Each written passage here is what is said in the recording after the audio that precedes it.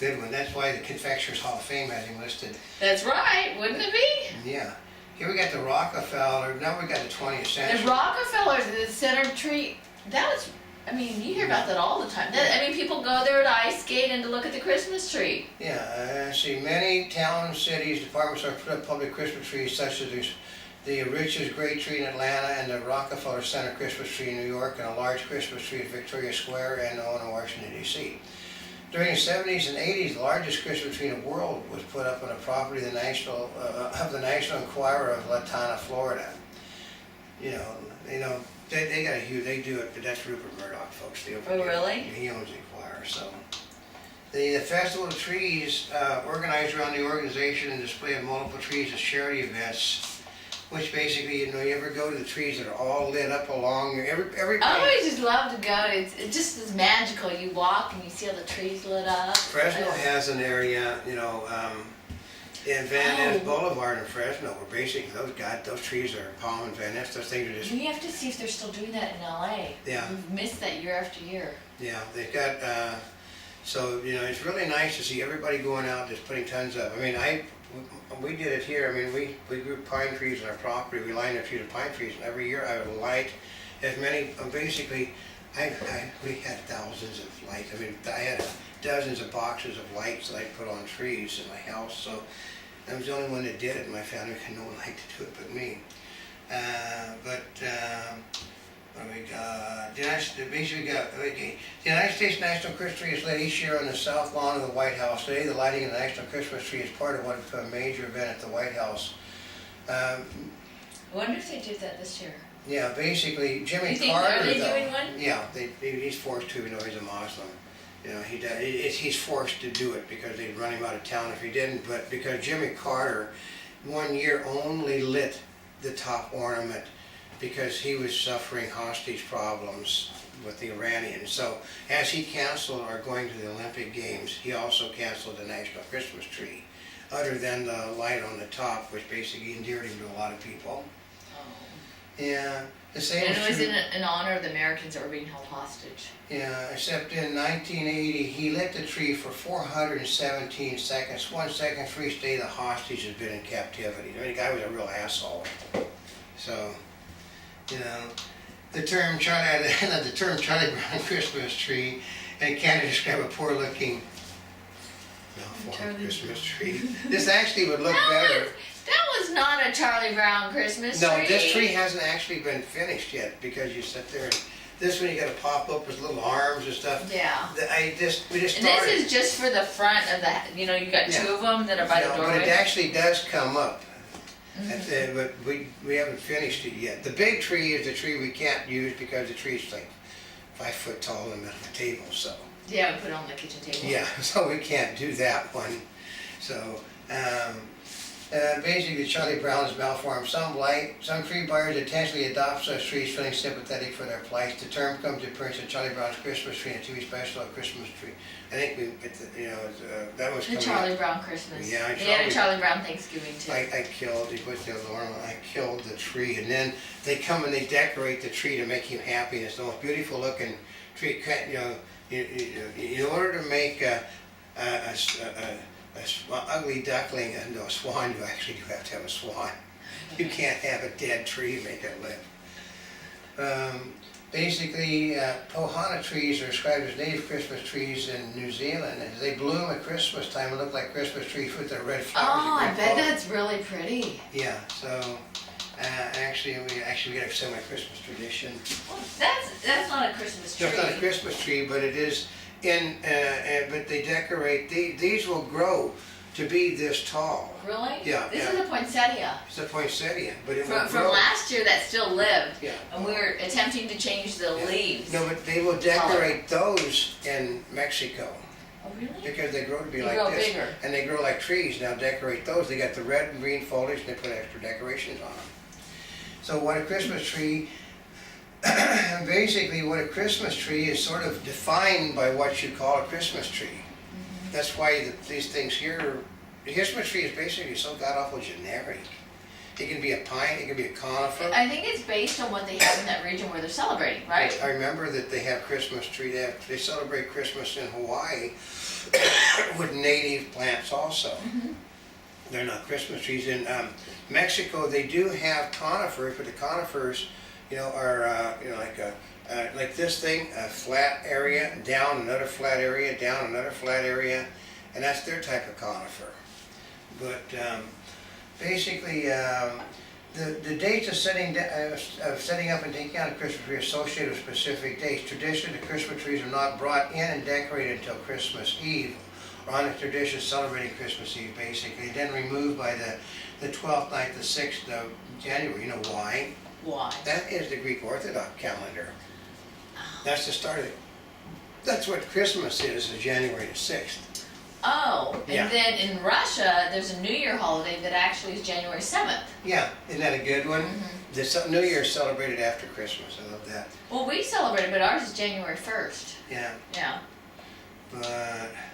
but just basically Christmas tree is basically you have trees everywhere. You have Christmas trees in the Philippines. You have Christmas trees in Muslim countries. You have Christmas trees in every place under the god awful earth. You have a Christmas tree of one sort or another. But a Christmas tree is not necessarily a pine tree, as we said. A Christmas tree is whatever you want a Christmas tree to be. In an apartment, I don't have an opportunity, so I've got a 4-foot tree. Got an awful ugly thing, but and other people have huge poinsettias. Other people have palm trees. But I've seen them I've seen them in the South Pacific decorate the palm trees. They have people go up to the top and put the lights on the palms. Well, and now, because before people used to have real Christmas trees, there's more and more fake Christmas trees.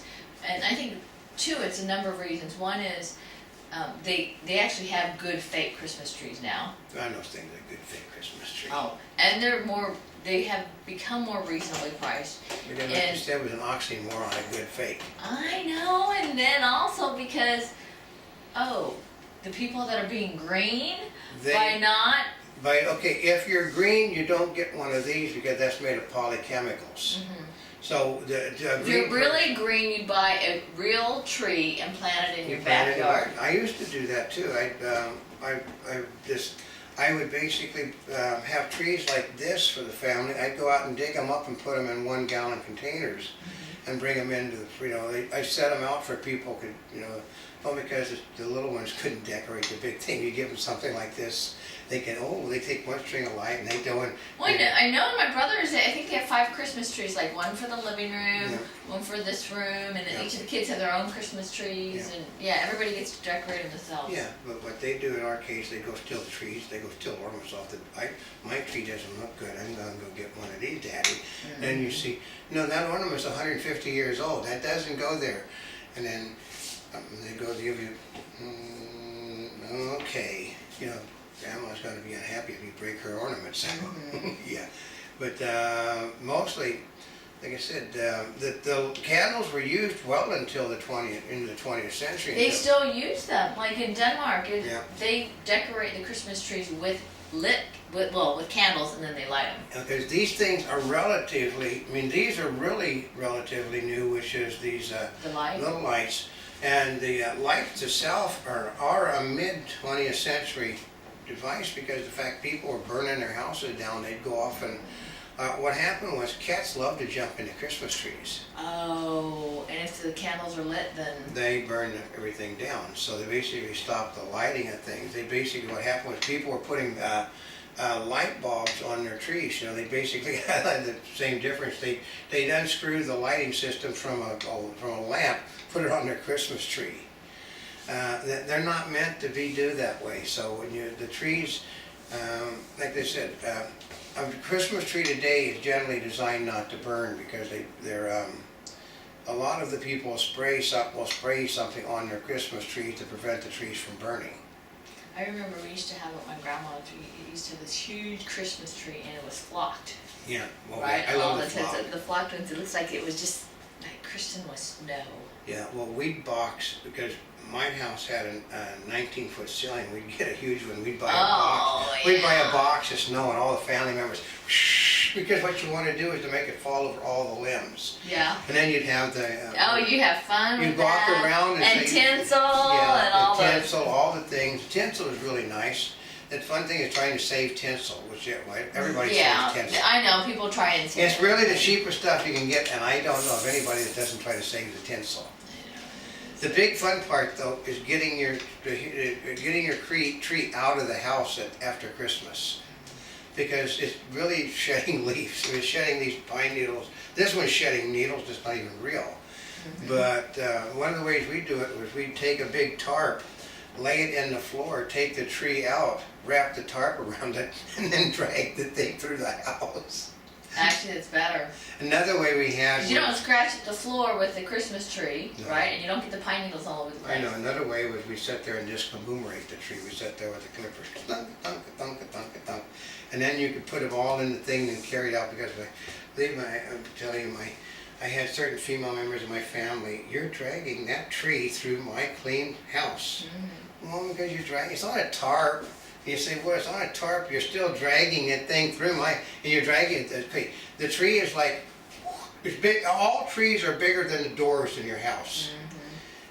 But it's really easy to get them in because they're all, even if They're all bundled up. even if you cut your own trees like we did, I bundled I had a means of bundling a thing. I could sit there, I had one of those deals, you sit there and put the cover on the thing, which wasn't that big a deal, it cost nothing to make.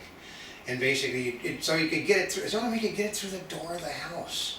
Because if the tree, if it's just 14 foot tall, you can figure out how wide the thing is. It's like about 10 foot wide, and the doors are like 3 9 inches. So we built one of those things. We drag it, we bring it in. And of course, we get the thing, don't drag that tree through my house. So we two family members, one on top of another. Then we set it down. The worst time I said was taking the tree down. Don't drag that. Actually, I got it twice a year.